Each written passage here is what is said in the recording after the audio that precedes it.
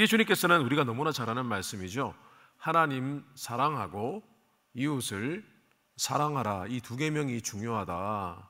제일 중요한 것은 첫째 계명은 하나님 사랑하는 거고, 그 안에 내용이 있지만 제가 이후에 말씀을 드리겠습니다. 하나님 먼저 사랑하고 그 다음 이웃을 사랑하는 것이다 라고 말씀을 하셨습니다. 근데 우리가 이 두 계명을 묵상해 보기 전에 주님께서 마지막에 하신 말씀을 우리는 깊이 있게 묵상해 보아야 됩니다. 40절입니다. 우리 같이 한번 읽어볼까요? 이 두 계명이 온 율법과 선지자의 강령이라. 아멘. 이 말씀이 중요합니다, 여러분.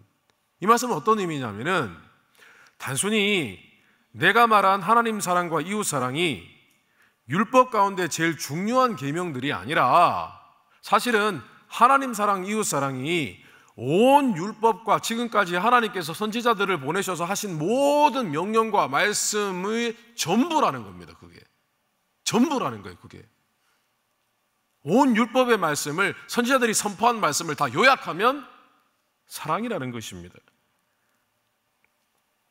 그런데 우리는 하나님께서 우리에게 주시고자 한 것도 사랑이요, 우리에게 요구하시는 것도 사랑이라는 것을 기억해야 됩니다. 하나님은 사랑이십니다. 그래서 하나님은 우리를 사랑하십니다. 근데 하나님이 요구하시는 것도 사랑입니다.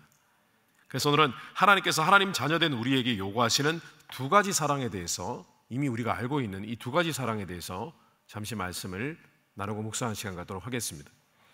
첫째로 한번 따라해 보겠습니다. 하나님을 향한 직접적 사랑. 이것이 하나님께서 우리에게 요구하시는 것입니다. 직접적인 사랑입니다. 다시 말하면 실제적인 사랑, 구체적인 사랑입니다. 주님께서는 온 율법과 선지자들이 지키라고 명한 강령, 이 모든 계명들은 사실은 결국 하나님을 사랑하라는 뜻이었다라고 말씀을 하셨습니다. 실제로 율법의 축소판이 무엇입니까, 여러분? 율법의 축소판, 율법의 말씀이 참 많이 나와 있는데 그 말씀을 축소한 것이 바로 10계명입니다, 여러분. 맞습니까?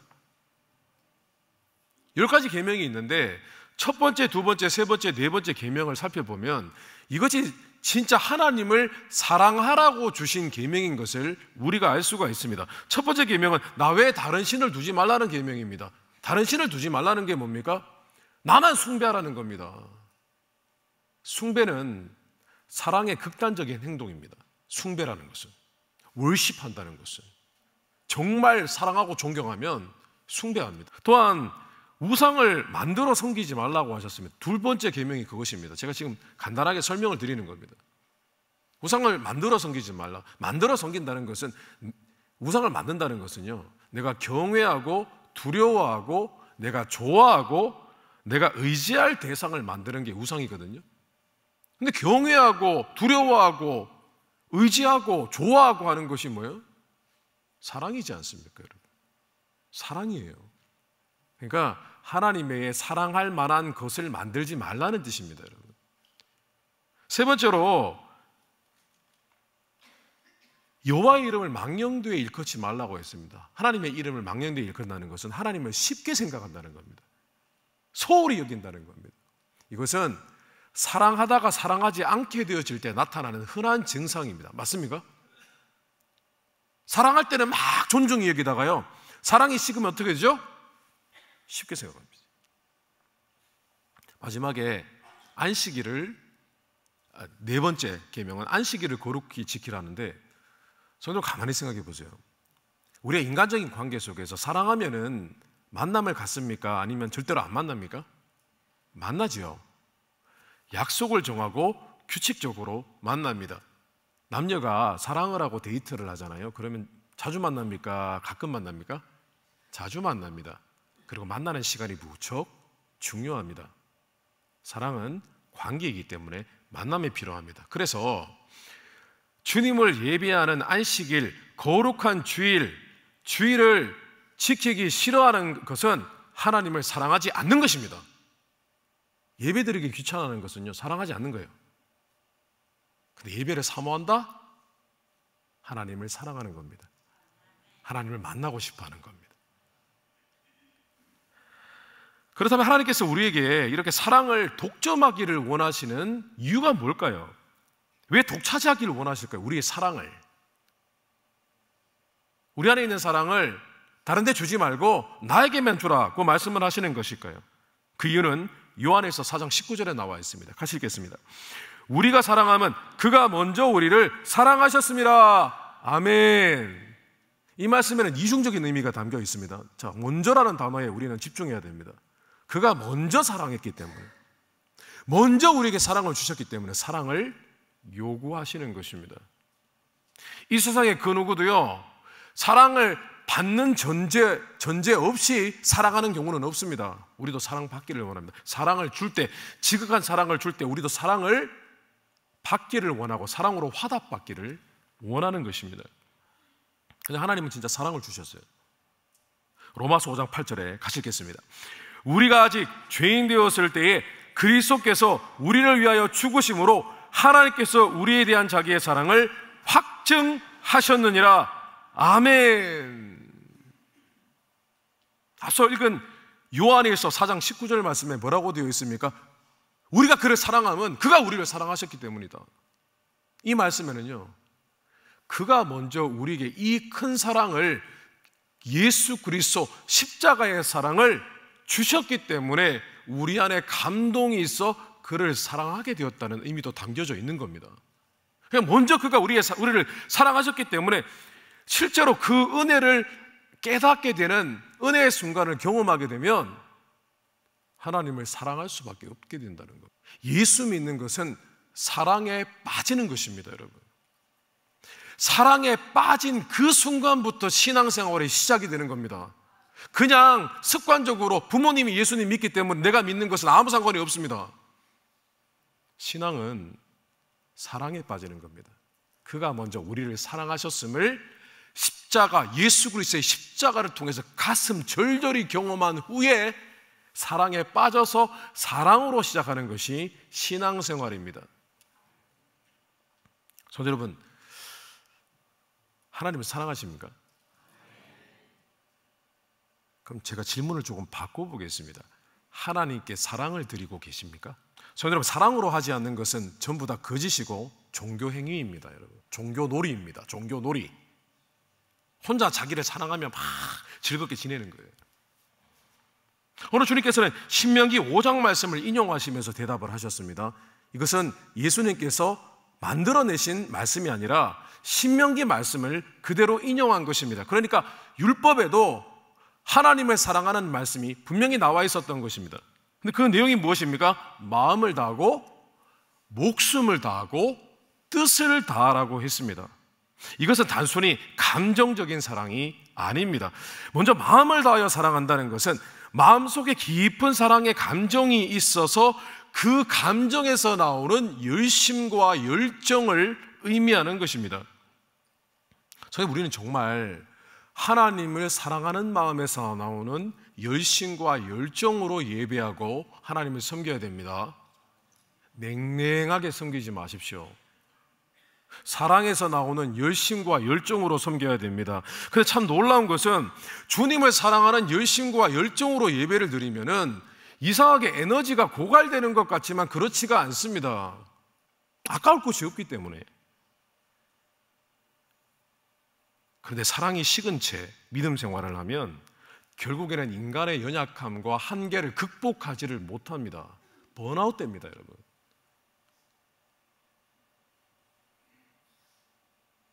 우리 2세 크리스찬들이 주로 하는 말이 번아웃 됐다 그래요. 번아웃. 뭘 타버렸는지 모르겠어요. 에너지가 타버렸대요. 그 얘기는 하나님을 사랑하는 사랑이 식었다는 얘기예요, 사실은. 열정이 있으면요, 번아웃 되지 않습니다. 그럴 수 없죠. 우리가 사랑으로 뜨겁게 불타올라서 데이트를 할 때 한번 생각해 보십시오. 번아웃이 어디 있습니까? 데이트할 때는 번아웃이 없습니다. 계시록 2장 4절 5절 말씀 보겠습니다.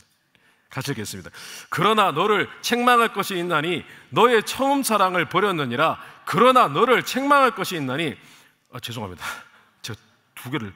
그러므로 어디서 떨어졌는지를 생각하고 회개하여 처음 행위를 가지라. 만일 그리하지 아니하고 회개하지 아니하면 내가 내게 가서 내 촛대를 그 자리에서 옮기리라. 아멘. 왜 주님께서 에베소 교회를 향해서 첫사랑에 대해서 지적을 하셨을까요?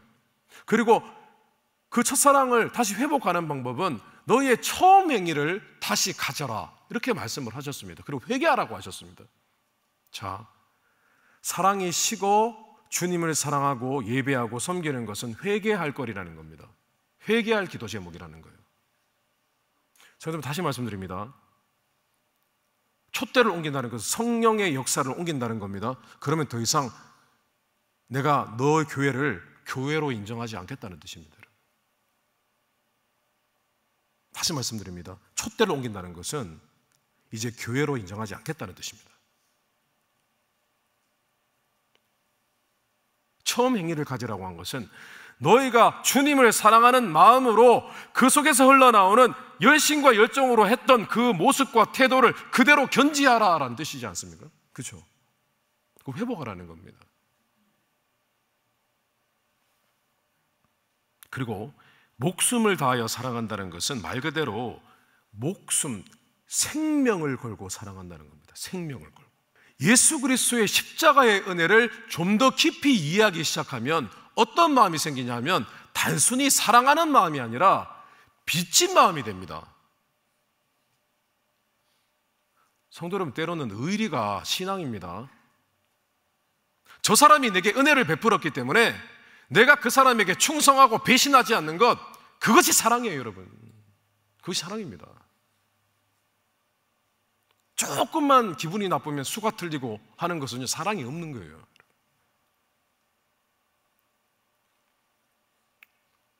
빚진 마음이 들면 어떻게 되겠습니까? 나의 것을 내어놓기 시작합니다. 로마서 1장 14절 15절입니다. 같이 읽겠습니다. 헬라인이나 야만인이나 지혜 있는 자나 어리석은 자에게 다 내가 빚진 자라. 그러므로 나는 할 수 있는 대로 로마에 있는 너희에게도 복음을 전하기를 원하노라. 아멘. 사도 바울이 누구에게 빚진 적이 어디 있습니까? 없습니다. 사람에게 빚진 사람이 아닙니다. 그런 적이 없습니다. 그런데 그가 복음을 전해야 하는 영혼들에게 빚졌다고 고백을 하는 것은 하나님께 빚졌다는 겁니다. 하나님에 빚졌기 때문에 내가 지금 하나님이 주신 사명을 다하지 아니할 수가 없다는 것입니다. 근데 이 중간에 있는 내용을 다 빼고 나니까 하나님께 빚졌다를 내가 영혼들에게 빚졌습니다 라고 고백을 하는 것입니다. 그래서 하나님의 은혜에 취해서 하나님을 사랑하게 되어지고 하나님께 빚진 마음까지 생겨나게 되어지면 어떤 일이 벌어지냐면 그때부터 그 사람은 하나님께 그 빚진 마음의 정도에 따라 어떤 사람은 시간을, 어떤 사람은 물질을, 어떤 사람은 심지어 자신의 목숨을, 생명까지 하나님께 내어놓게 되는 겁니다. 성도님, 하나님을 잘 섬기는 사람, 또 하나님께 내 삶을 드리는 사람들의 특징이 뭔 줄 아십니까? 하나님께 모두 빚진 마음이 있어요, 여러분. 빚진 마음이 든 만큼, 그 사랑의 은혜에 빚진 마음이 든 만큼 섬기는 거예요, 여러분. 그 일이 특별한 게 아니라. 그래서 하나님의 부르심은 다 다른 거예요. 하나님은 우리 모든 사람이 어쩌면 선교사로 나가기를 원치 않으시겠어요? 일꾼이 부족한데? 그런데 그 은혜를 받는 사람의 마음의 수준이 다르기 때문에 그런 거예요. 그래서 결과가 달리 나타나는 것입니다, 여러분. 참 놀라운 것은요, 하나님의 사랑에서 그 사랑에 빚진 마음을 가진 사람들의 특징은 뭐냐 하면은 그들은 자기가 하는 일을 헌신, 희생이라고 생각하지 않습니다, 여러분. 당연히 해야 할 일이라고 생각을 합니다. 고린도전서 9장 16절입니다. 다시 읽겠습니다. 내가 복음을 전할지라도 자랑할 것이 없나니 내가 부득불 할 일임이라. 만일 복음을 전하지 아니하면 내게 화가 있을 것이로다. 아멘. 복음을 덜 전하면 하나님이 심판하십니까? 아닙니다. 자기 자신이 양심이 찔려 견딜 수가 없게 된다는 겁니다. 내가 꼭 화를 입을 것 같은 마음이 든다는 겁니다. 왜냐? 그 사랑에 입은 내가 주의 일을 내가 소홀히 할 수 없다라는 것입니다. 성도 여러분, 주님께 내 인생 존재까지도 기꺼이 드릴 수 있는 것이 바른 신앙입니다. 그럼 마지막으로 뜻을 다하여 사랑한다는 것은 사실 이 말씀은 조금 해석이 어렵습니다. 히브리어 성경 원어를 보면은 이 말씀은 원래 힘을 다하여 사랑한다이고, 헬라어, 오늘 주님께서 하신 말씀 헬라어 번역으로 하면은 의지, 뜻을 다하여 사랑한다는 뜻이 됩니다. 그런데 히브리 원래 신명기 말씀에 나와 있던 이 말씀, 이 단어의 뜻과 헬라어 단어가 가지고 있는 뜻을 조합을 하면 우리는 이 말씀이 어떤 뜻인지를 이해하게 됩니다. 바로 의지력으로 하나님을 사랑하라는 겁니다.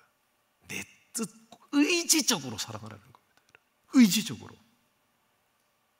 다시 말하면 내 뜻과 내 의지, 내 자아, 내 생각이 있음에도 불구하고 하나님이 기뻐하시는 것이라면, 하나님이 원하시는 뜻이라면 내 의지적으로 내 것을 내려놓고 포기하고 하나님께 복종하는 것을 의미를 합니다, 여러분.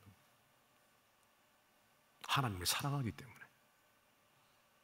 성도 하나님 사랑하면 그럴 수 있을까요? 있습니다, 여러분. 어쩌면 우리가 주님께서 내 마음과 목숨과 뜻을 다하라고 사랑하라고 말씀을 하셨는데요, 사실은 제일 중요한 게 끝에 나오잖아요. 그러면 사실은 마음과 뜻과 목숨을 다하여, 이게 어울립니다. 그런데 주님께서는 마음과 목숨과 뜻을 다하여 사랑하라고 하셨습니다.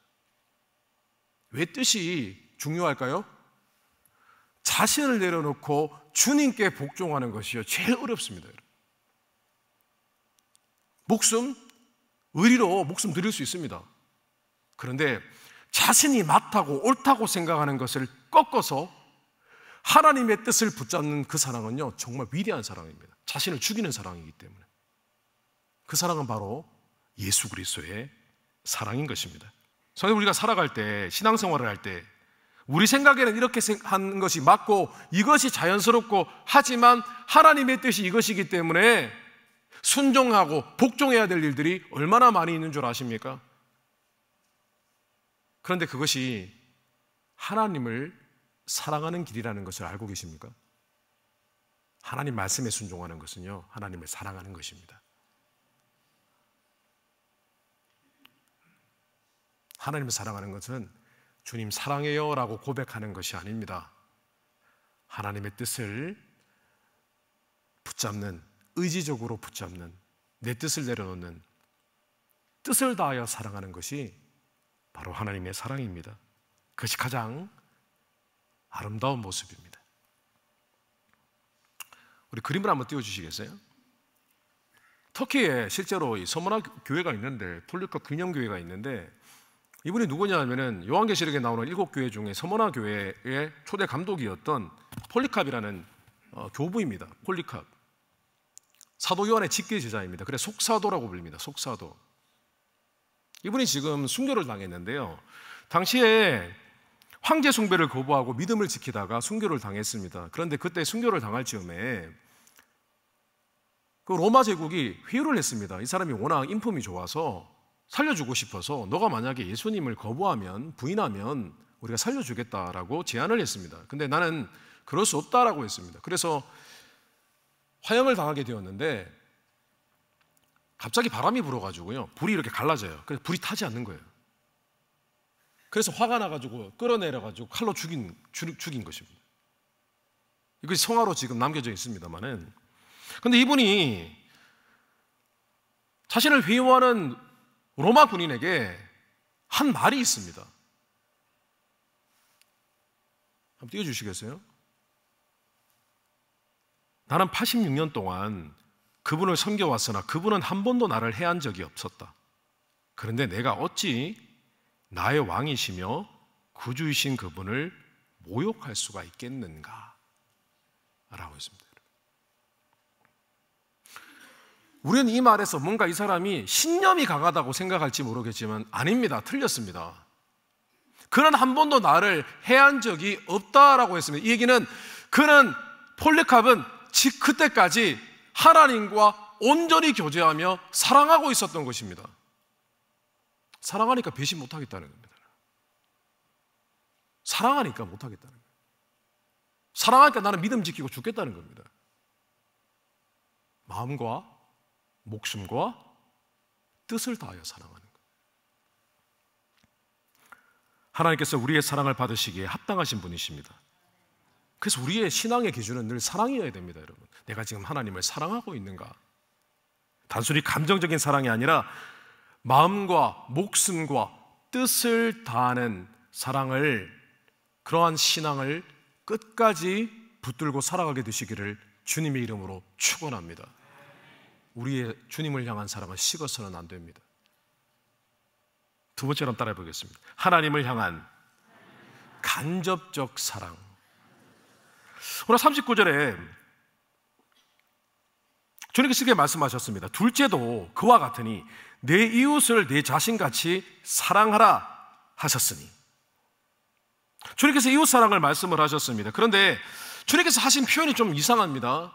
내 이웃을 마음과 뜻을 다하여, 목숨 정도는 빼고 내 마음을 다하여 사랑하라, 그렇게 말씀하실 수도 있는데 조금 전혀 다른 분위기로 말씀을 하십니다.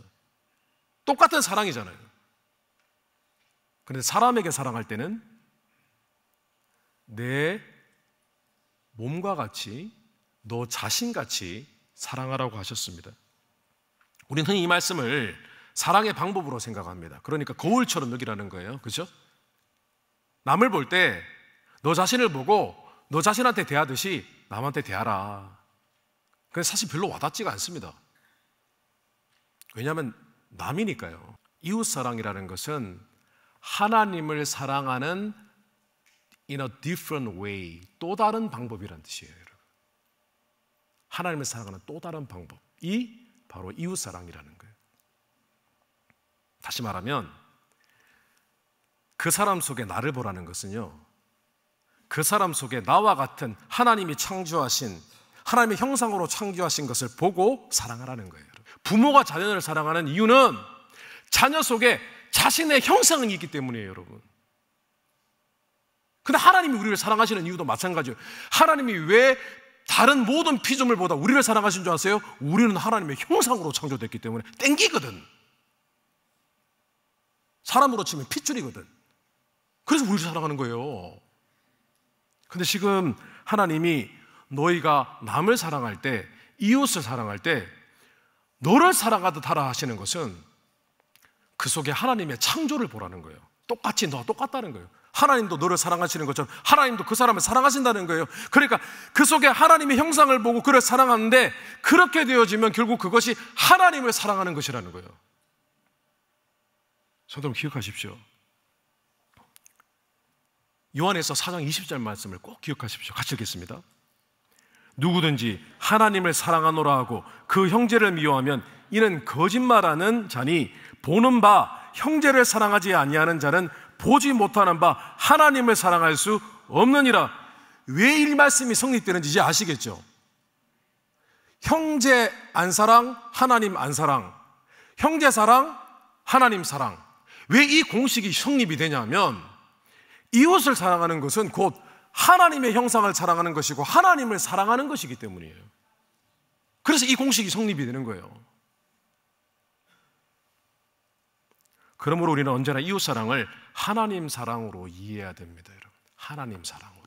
하나님을 사랑하는 또 다른 간접적인 방식이라고 생각을 하셔야 됩니다. 그리고 우리는 이웃 사랑을 구체적으로 실천하고 실현해내야만 합니다. 우리는 이웃사랑의 실천을 섬김과 봉사, 기도, 구제와 전도와 선교로 할 수가 있습니다. 근데 기억하셔야 됩니다. 성경 말씀에 하나님을 섬길 때, 영혼들을 섬길 때, 구제, 봉사, 여러 가지 많이 섬길 때 꼭 기억해야 될 것이 있습니다. 골로새서 3장 23절입니다. 같이 읽겠습니다. 무슨 일을 하든지 마음을 다하여 주께 하듯 하고 사람에게 하듯 하지 말라. 아멘. 이제 이 말씀 이해가 되시죠? 이웃을 사랑하고 섬기는 것이 하나님을 사랑하는 것이기 때문에 하나님을 대하듯 주께 대하듯 하라는 것입니다. 이제 말씀이 풀리기 시작하시죠? 그리고 우리는 우리의 이웃 사랑의 실천을 실패했을 때 꼭 해야 하는 후속 조치가 있는데, 그 후속 조치를 반드시 해야만 됩니다. 그것이 바로 용서입니다, 여러분. 용서는 하나님의 형상들을 사랑하라고 주신 그 명령을 지키는 가운데 그 사랑이 실패할 때가 있어요. 도저히 감당이 안 되는, 제가 지난주에도 말씀드렸잖아요. 밉상이 있다니까. 밉상이 있습니다. 근데 사랑에 실패할 때 우리는 용서하는 것입니다. 그런데 주님께서는요, 용서도 뭐라고 하셨습니까? 내가 너희를 용서한 것 같이 너희도 다른 사람의 죄를 용서하라. 계속해서 사랑과 관련된 모든 행위는 하나님께서 자신과 연관시켜서 말씀을 하고 오셨습니다. 여러분, 내가 너희를 사랑했으니 너희도 사랑하는 것이 마땅하다. 내가 너희를 용서했으니 너희도 용서하는 것이 마땅하다. 원수가 되어지는 것은 먼 사람이 아니라 가장 가까운 남입니다. 우리의 자녀, 부모님, 형제, 친구, 믿음의 형제자매, 우리의 배우자. 이웃사랑 멀리할 필요 없습니다. 이웃사랑은 가장 가까운 남을 사랑하는 것에서부터 시작이 됩니다. 말씀을 정리하겠습니다. 우리가 인생의 다른 것은 실패해도 괜찮습니다. 다른 건 실패해도 괜찮아요. 그런데 사랑의 계명만큼은 실패하면 안 됩니다, 여러분.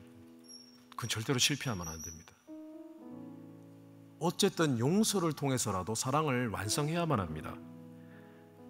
반드시 해내야 됩니다. 실천해야 됩니다. 왜냐하면 그것이 우리의 믿음이 진짜인가 가짜인가를 구분해주는 믿음의 시금석이기 때문입니다. 성도 여러분, 하나님을 구체적으로 사랑하십시오. 마음과 목숨과 뜻을 다하여 사랑하시고 가까운 이웃부터 시작해서 이웃 사랑을 통하여 하나님 사랑을 또한 실천하는 우리 성도님들이 다 되시기를 주님의 이름으로 축원합니다.